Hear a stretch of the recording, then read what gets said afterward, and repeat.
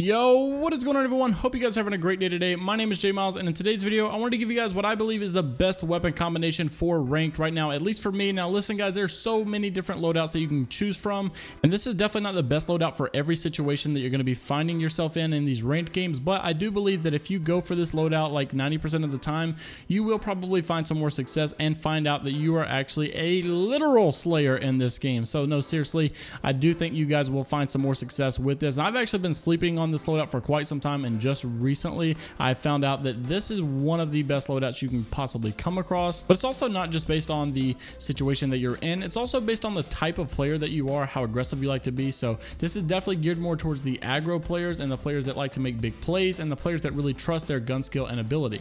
Now, I will give some honorable mentions of different play styles. Things like the G7 Scout is a really good weapon for slower players. My personal favorite for like the slower pace plays is definitely the Hemlock. I love the Hemlock single fire. I just feel like it's an incredible weapon, so I would definitely try the Hemlock if you have not already for slower plays, but then also like an R99 on that backup Hemlock just in case you ever find yourself in a sticky situation. I think the Hemlock R99 is a great combo, as well as the G7 Scout R99. So moving on to what I believe is one of the best, and this is definitely something I've changed my mind about recently.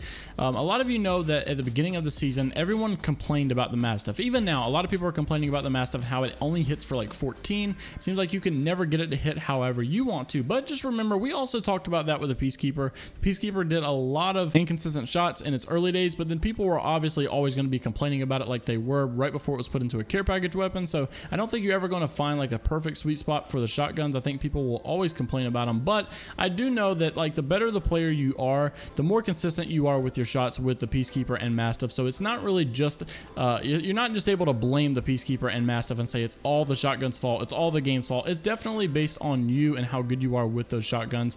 And one of the best things that I love about the Peacekeeper and Mastiff is how well you can jiggle peek. So you're not exposing yourself for very long, but you're able to do a lot of damage up close as long as you play around those weapons very well. So my go-to loadout, and I think this guys will help you so much if you can learn how to play these weapons. So the first weapon, if you haven't guessed it already, is the Mastiff. Now the Mastiff does a lot of damage, and one of the best things, like I said, is that you can jiggle peek with it and not expose yourself for a long amount of time and actually deal a lot of damage if you can hit your shots properly. Now, I think Mastiff is definitely a lot easier to hit your shots than the Peacekeeper was, and so I definitely upvote this weapon. I think it's one of the best and most underrated, considering how people think it's so inconsistent, but it really is a really great weapon, and if you can learn how to use it, I think you can be a very deadly person in the game and do a lot of damages in your game and do a lot of winning. And if I had one little tip to give you guys for the Mastiff, I would say put a sight on it, like a hollow or an HCOG or digital threat if you can. I just feel like it's way easier to hit the spreads with an actual ADS sight, and it's just really hard on the iron sights in my personal opinion, but everyone has their preference. And if you guys like the iron sights, if you feel more comfortable with the iron sights, then definitely go for that. But just in my personal opinion, it's way easier to hit high damage numbers when you're ADSing with the Mastiff and jiggle peeking, like I said. So moving on from the Mastiff, we have the last weapon. Now this can kind of be interchanged between a lot. I wouldn't really recommend the Wingmen with the Mastiff combo unless you're just absolutely insane and cracked with your aiming abilities. I do think the Wingman is a top tier weapon and a weapon you should consider using, but I wouldn't back it up with the Mastiff. I'd say back it up with R99. But my go-to combo with the Mastiff is either the 301 or the R99. Now this has kind of been of a split decision here lately. A lot of people have been just saying the 301 is better than the R99 now. People prefer the 301 over the R99. I still prefer the R99 Mastiff combo over anything right now, just because the fire rate on the R99 not only allows you to do a lot of damage really fast, but it also kind of supports that Mastiff game style and gameplay of jiggle peeking and not exposing yourself for a long period of time. You can do a lot of damage and take off someone's shield with an R99 really quick, and also not expose yourself for very long to where you're not getting shredded really quick. So it kind of goes hand in hand with the R99 Mastiff. You can just really be all over the place at once, especially if you're a fast player and you like to be really aggro, like I said. So I think that this is one of the best combos, especially considering that you should be playing a little bit slower as far as like in the buildings. You shouldn't just be blatantly pushing out in the middle. So if you're playing close quarters like you should be inside the buildings, then I think that this is the best combo for you. And then as far as teammates go in this, I think you should have teammates that are using things like the G7 Scout, the Hemlock, that can actually get on top of buildings and rain from afar. Now you can also carry one of those weapons, like I said. Like I also like to carry the 301 sometimes and just put it on single fire and do damage from down far. But like I said, I think it's really good to have a teammate that can compete really up close and up front and up personal, and then have one teammate that can actually maybe even two teammates that can sit up top, maybe sit in the windows and do some damage from afar.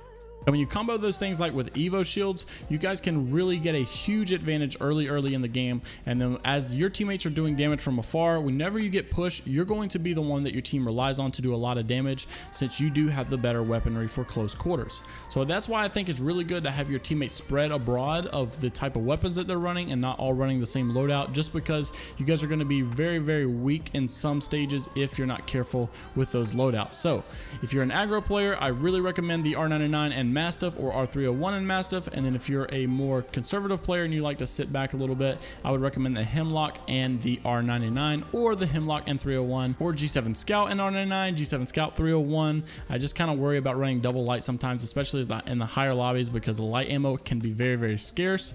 But then also feel free to just run the Wingman if you choose, or the Flatline, really any weapon you feel comfortable with. But those probably 6 weapons I would interchange right there with the R99 Mastiff on top for me personally, and then the Hemlock and R99 second for the more conservative play. So let me know down in the comments if you guys agree with this list. If you don't, it's okay. Everyone has their different opinions. But if you guys did enjoy and you felt like you learned some knowledge out of this, make sure to click like and subscribe to the channel for more Apex Legends daily videos. Tomorrow I'm going to be playing the Broken Ghost finale. I cannot wait for the new quest. I've actually been reading and just kind of binge reading, I guess you'd say, on all of the quests, because I was kind of lacking the last few weeks. So I'm really excited for this finale. I can't wait to see what's going on. I know the Respawn developer said that we're going to be in for a big treat, so I'm really excited. Make sure to tune in tomorrow for my video so you guys won't miss what happened there with the quest, and I will see you all in the next one. Hope you all have a marvelous day, and I'm out. Peace.